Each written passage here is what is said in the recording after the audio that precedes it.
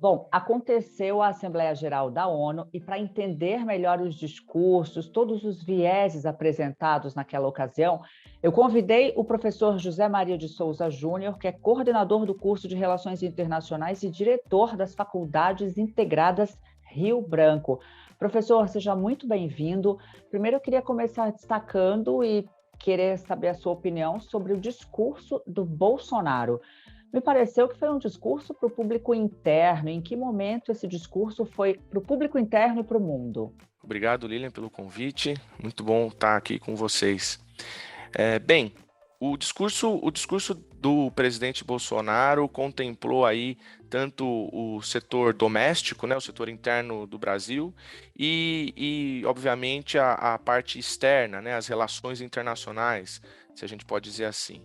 Então, em alguns momentos, ele fala com a imprensa, né, ele diz que ele está trazendo ali algumas verdades sobre o Brasil, que não é o que a imprensa mostra. Ele fala sobre indicadores de desmatamento, de preservação. Ele faz um embate aí com uma série de crises que ele acabou sofrendo ao longo do seu governo, que teve até queda de ministros, né, em relação à questão do meio ambiente, por exemplo.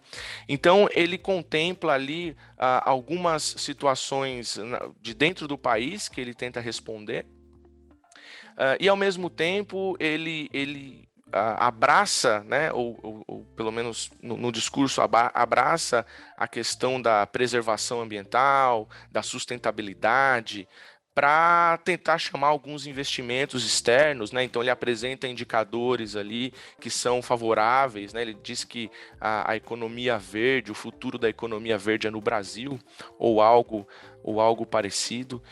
Então foi um momento ali de tentativa de aplacar algumas situações internas e também de transmitir uma imagem para o exterior que seria, né, que teria ali um impacto positivo para como o Brasil é visto internacionalmente, né?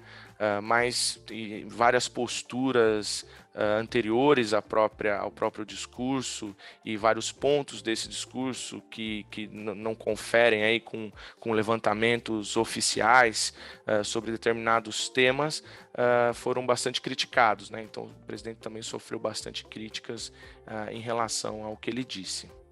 Algumas posturas foram bastante criticadas. A postura, por exemplo, dele não ter se vacinado, né, oficialmente, dele ter ido para um restaurante em Nova York que só aceitava pessoas vacinadas e tiveram que fazer uma área externa para ele. Enfim, são algumas.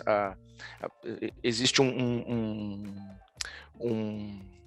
algumas conferências de o que é desinformação e o que é verdade que ele falou, né? Então, a questão do Brasil ter enfrentado a pandemia, ter tido um dos melhores enfrentamentos à pandemia no período pandêmico em relação à economia, também não é verdade, né? O Brasil não teve A essa. questão de US$ 800, se a gente pegar, fizer a conta de um ano de benefícios sociais, talvez a gente chegue a esse valor. Exato, são algumas questões que chamam a atenção, né? Então, esses US$ 800 foram de fato aí colocados, né, à disposição dessa população e durante quanto tempo, né? A gente pode pensar US$ 800 com conversão, com tudo mais, dá para quanto tempo?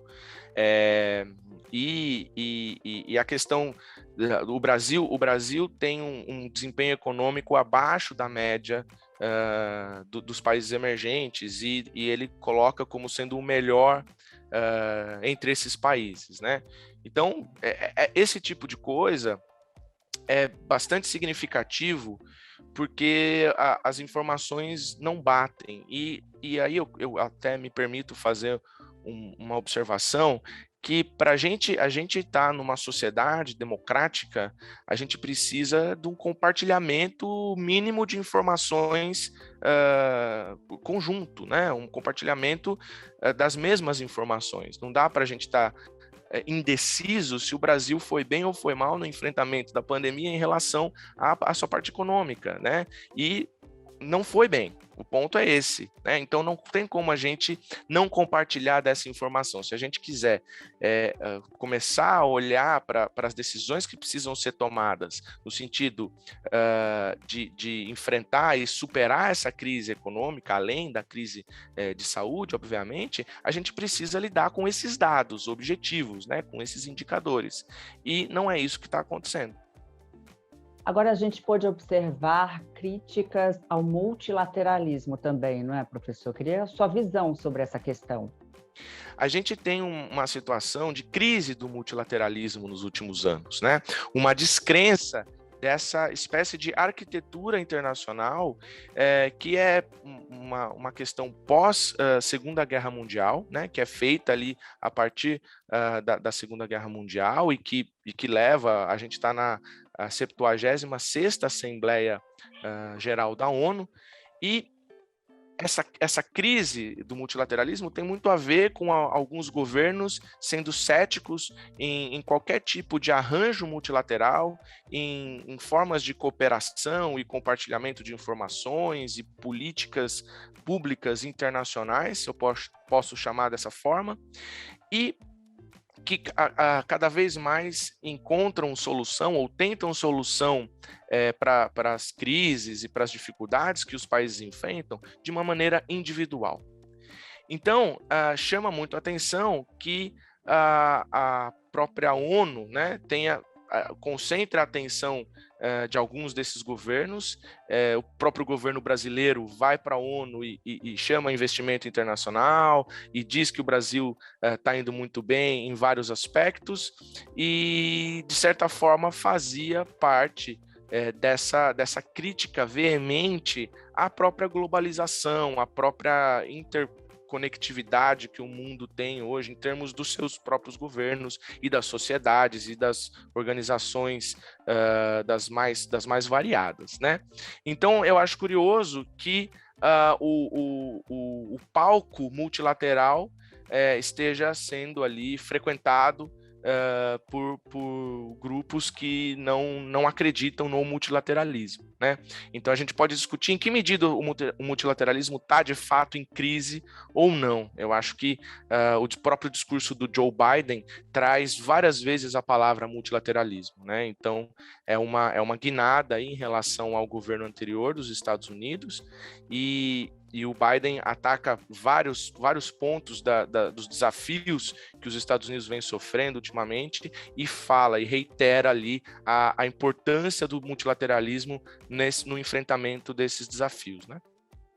O Biden, que tornou-se um personagem de bastante visibilidade pelo momento que os Estados Unidos atravessam, não com relação à vacinação, que fizeram a lição de casa, mas em relação aos haitianos que estão sendo deportados, em relação à retirada de tropas do Afeganistão. Como é que você viu o discurso do Biden nesse momento que a figura do Joe Biden, que a Casa Branca enfrenta?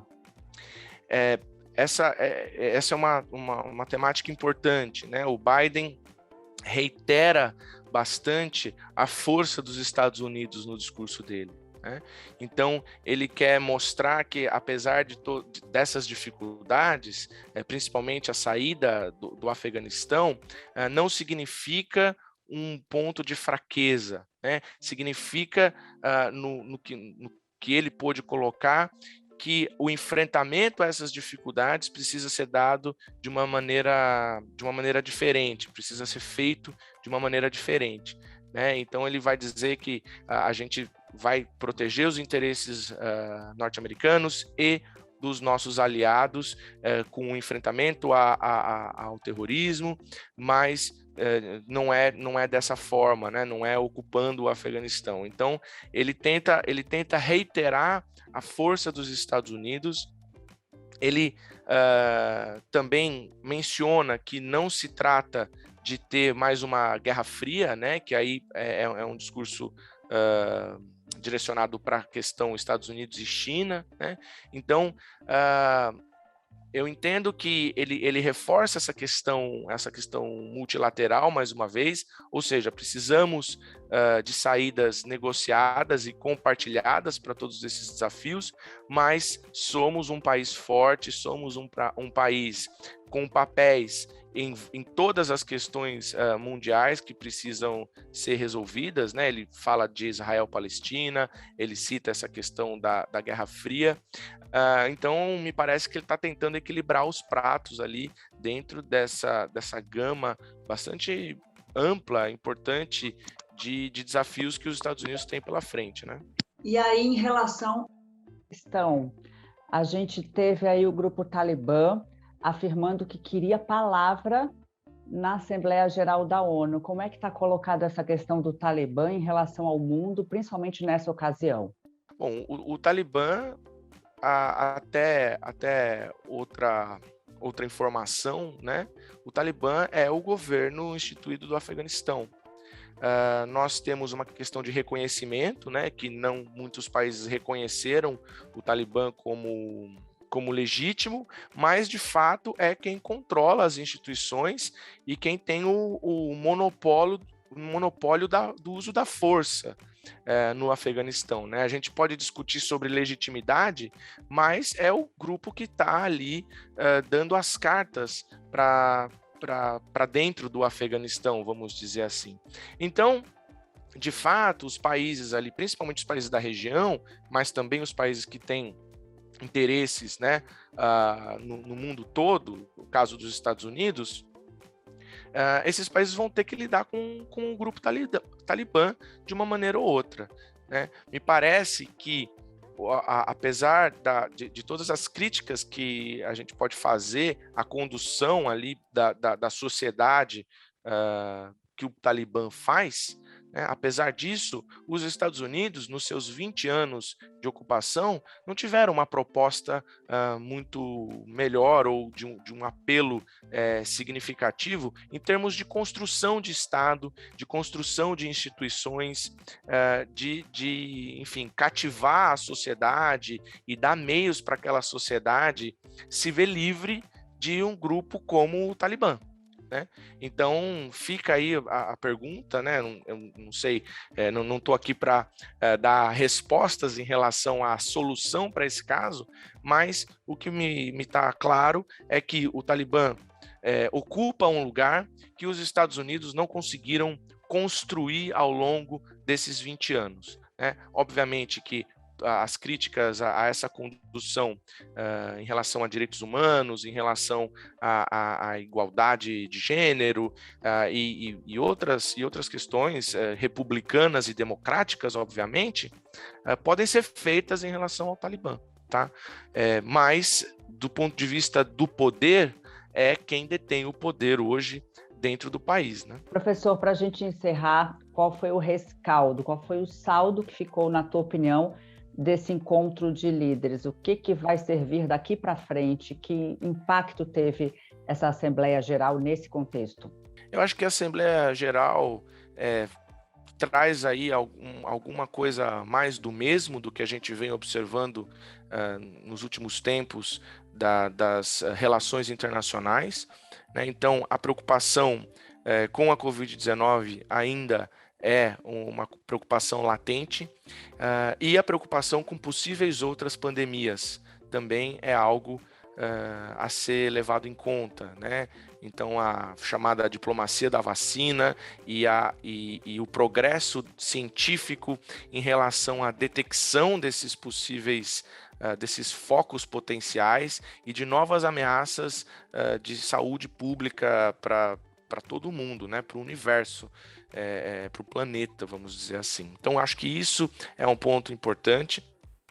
Um outro ponto é a questão com a sustentabilidade. Acho que foi dado mais um passo nessa direção, né, que já não é uma novidade dessa Assembleia, mas que se dá mais um passo em relação a um grande acordo verde que nós estamos consolidando, né, que é até um ponto de convergência entre China e Estados Unidos. Ou seja, precisamos avançar na questão climática, algo que alguns líderes políticos políticos negavam há pouco tempo atrás, agora está sendo aceito de uma maneira mais consensual. A gente não pode dizer a mesma coisa sobre como que isso vai ser conduzido, a gente precisa ver como que essa condução vai ser feita, mas que algo precisa ser feito está sendo mais consolidado, né? Eu acho que esses são os dois pontos. E para fechar, né, a questão do multilateralismo, né? Me parece que a estrutura do sistema internacional ainda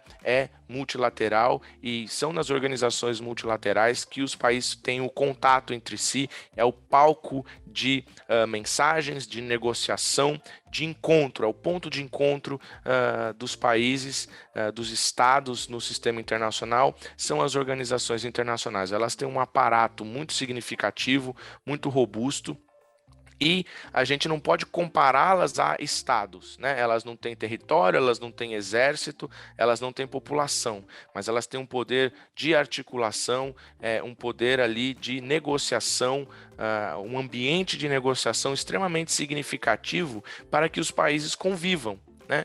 Então, isso é assim desde 1945, né? As coisas foram sendo construídas e essa musculatura multilateral foi sendo aumentada cada vez mais, apesar de todos os altos e baixos que as relações internacionais sofrem. Isso também é estrutural, é sistemático, né? Mas eu acho que fica aqui reforçada a importância do multilateralismo e dessas organizações. Professor, muito obrigada pelos esclarecimentos e por esse papo aqui com a Perfil Brasil, Aventuras na História e Rolling Stone. Fica o convite já para os próximos temas, tá bom? Muito obrigado, até a próxima.